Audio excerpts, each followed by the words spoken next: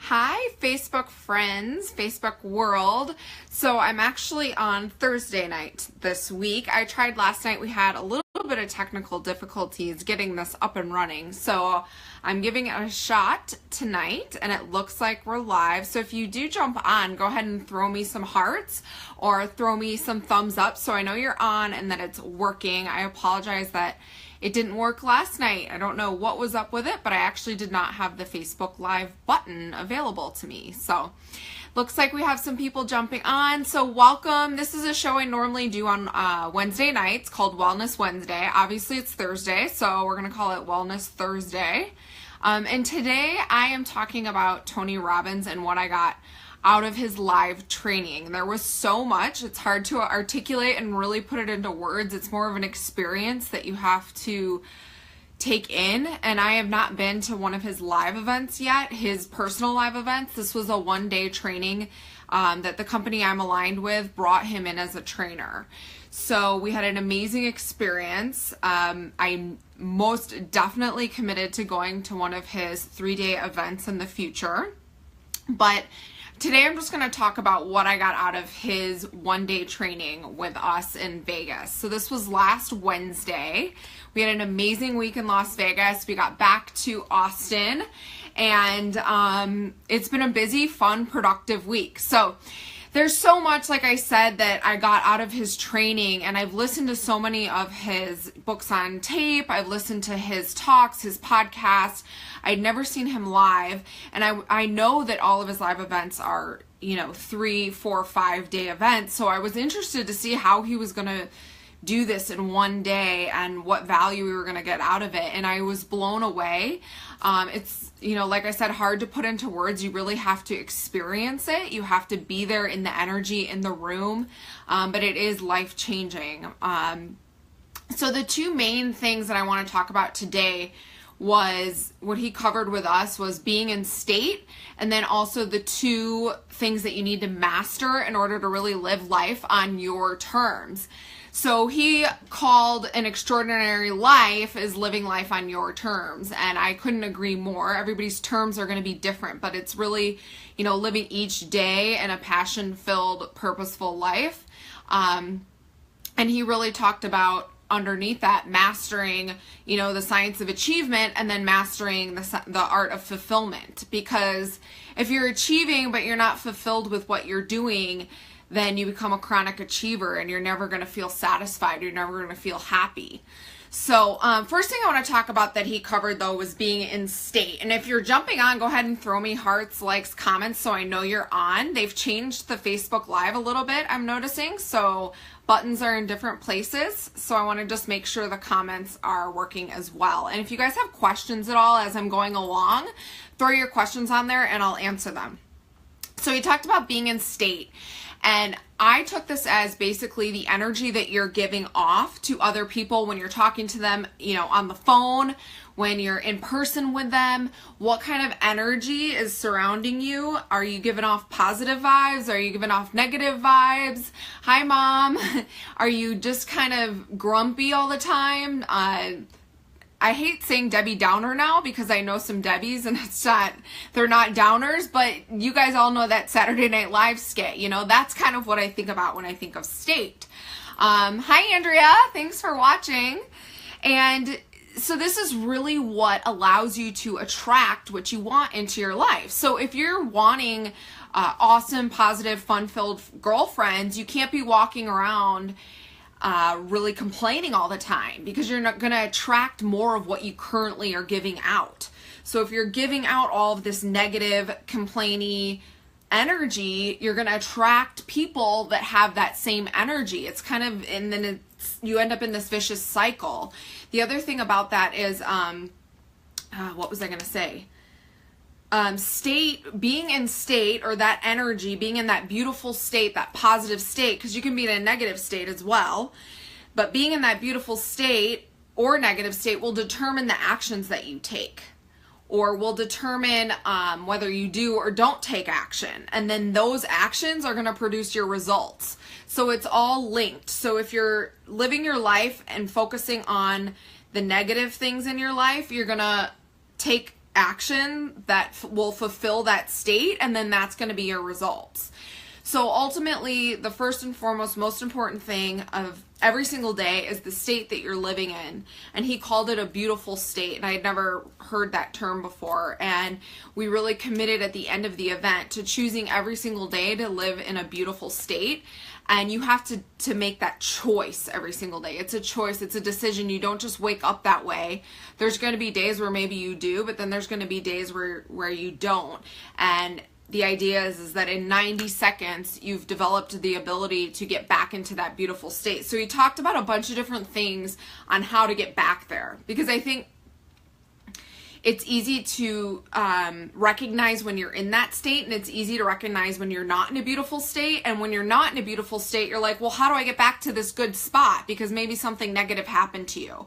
So he talked about motion, and I knew this just from being in the fitness world, that I that's why I loved working out, because I would feel so good. My energy was good. I felt happier, and the endorphins were pumping, and I would just feel more positive. So it's true, and it's science, that when you move your body, you put your body into motion, you're going to create new emotions. So that is how you get back into that beautiful, positive state, is move your body. And then he also had us do this exercise where you would recreate, like, sports is one of those only, universal things all around the world where you will see people go berserk if their team wins, right? They're not even like on the team, but they go crazy and they're like, we won, and they're not even a player on the team. It's just, that's kind of what you can relate this to. So he had us recreate, like, if our favorite sports team had just won, the Super Bowl, or if our football team, or whatever sport it is, the championship. And we can all tap into that, because we've all been watching a game where we're so excited about the team. I know for me, it was like college, Butler University. I went to school there when the basketball team was the best, and I just remember we were freaking out, and you're jumping up and down, you're throwing your hands in the air, you're like screaming. Like, if you took yourself out of that situation and put yourself on the street with none of the surrounding circumstances, you'd look like a crazy person. So that is the way that you can recreate getting back into that state. So they would blare this loud music, and you would recreate that same exciting feeling that you feel when your favorite sports team wins. And you have to be able to do this in 90 seconds. So move your body. So we were jumping up and down. You can also, one thing I used to do, obviously this takes longer than 90 seconds, is go for a run, get outside, move my body, get the blood flowing. But the idea is that you want to be able to do it in 90 seconds. So jumping up and down, screaming, like your powerful move. And it was just, when he said sports and remember those moments that your favorite team won, I could relate to that so much, because we've all been there. And it's just like, you're so excited, and like, that's the moment you want to recreate when you find that you're in a funk. And remember, being in the funk is going to attract more people that are in a funk. It's going to attract more funky results, and it's ultimately not going to get you to where you want to be. So it's committing to being in a beautiful state every single day. Okay, and then I could keep going on about that, but I'm going to cut myself off. I'm like getting myself all excited. Okay, so moving on. 2 things, if I keep going, we'll be here all night. So 2 things are to living your life on your terms. So 2 things you need to master in order to live life on your terms. The first thing was the science of achievement. And then underneath the science of achievement, he talked about 3 things in order to master the science of achievement. Hi, Laura. Thanks for jumping on. The first thing was focus. So we've got the umbrella of living life on your own terms. And then underneath that, he talked about 2 things: mastering the science of achievement, and then mastering the art of fulfillment. And under the science of achievement, there were 3 things that you had to do in order to master this. Focus on what you want obsessively. So know what you're going for and focus on it daily, hourly, minutely. It has to be, you have to be obsessed with it. And what we all know that what you focus on, you find. I have that written on my laptop. What you focus on, you find. So if you're focusing on the things that are negative in your life, you're going to find more of that. So focusing on exactly what you want. Hi, Mallory. Thanks for watching. The second thing he talked about was taking massive action. And this is where a lot of people, especially in the business I notice, don't take massive action. They kind of try and learn everything first and then take action when they maybe feel ready, but that never comes around. Maybe it's fear or they're nervous or something else that holds them back. So taking massive action, even if you don't know everything and you're just figuring it out, just do it. Take massive action because you'll learn along the way. And then the third thing he's talked about was grace.